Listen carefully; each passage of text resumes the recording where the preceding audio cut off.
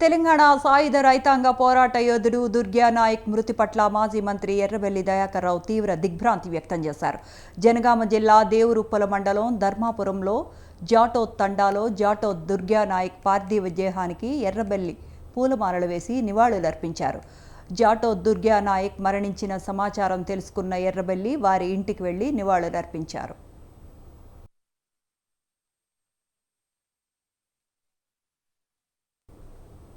విద్యాబుద్ధులు నేర్పాల్సిన ఉపాధ్యాయులు విద్యార్థుల పట్ల క్రూరంగా ప్రవర్తించిన ఘటన యాదాద్రి జిల్లా లోతుకుంటలో జరిగింది. చేతికి దొరికిన వస్తువులను విద్యార్థులపై ఉపయోగిస్తూ పైశాచికంగా వ్యవహరిస్తున్నట్లు ఆరోపణలు వస్తూ ఉన్నాయి.